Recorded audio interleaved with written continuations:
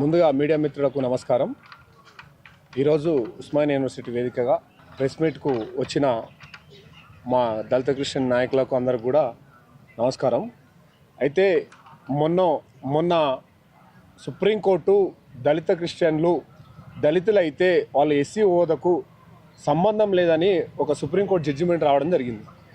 అయితే ఈ దేశంలో ఉన్న మతాలు ఏవైతే మతాలు ఉన్నావో ఆ మతాలలో హిందూ మతం కావచ్చు, సిక్కు మతం కావచ్చు, ముస్లిం మతం కావచ్చు, ఈ మతాల్లో స్వేచ్ఛ లేదు. స్వేచ్ఛ లేనందువల్లనే వీళ్ళు క్రిస్టియానిటీ లేకపోయారు. క్రిస్టియానిటీ అనేది మతం కాదు, అది యేసు ప్రభు చూపెట్టిన శాంతి మార్గం. అది దాన్ని మీరు మతంగా చూస్తున్నారు, విదేశ మతంగా చూస్తున్నారు. సరే, అక్కడ పోయి వాళ్ళు ఏమైనా మతం పుచ్చుకున్నారా? ఎస్సీలు అంటే మతమే ముచ్చుకోలే, వాళ్ళు ఖాళీ ఆ మార్గాన్ని వెనుక్కున్నారు. ఒక వ్యవస్థల ఆరాధన చేయాలంటే గుడి కావాలి కాబట్టి గుడికి పోతారు. వీళ్ళకి చర్చి కావాలి కాబట్టి చర్చి పెట్టుకుంటారు.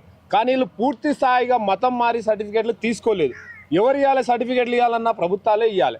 కానీ ఇక్కడ ఉన్న బీజేపీ ప్రభుత్వము, ఎన్డీఏ ప్రభుత్వము కుట్రపూరితంగా వాళ్ళు క్రిస్టియన్ కాకపోయినా మీరు క్రిస్టియన్సే అని వాళ్ళపైన రుద్ది మీరు దళితులకు సంబంధం లేదు అని అంటున్నారు. దీని ద్వారా దళితులకు అన్యాయం జరుగుతుంది, వాళ్ళ ఎస్సీ హోదా కోల్పోవాల్సి వస్తుంది, వాళ్ళ భవిష్యత్తు అంధకారంలో పడుతుంది. కాబట్టి మరొకసారి సుప్రీంకోర్టు జడ్జి గారు మీరు పునఃపరిశీలన చేసి ఈ యొక్క జడ్జిమెంట్ పైన మరొకసారి ఆలోచన చేసి దాన్ని రిటర్న్ తీసుకోవాలని మేము కోరుకుంటున్నాం.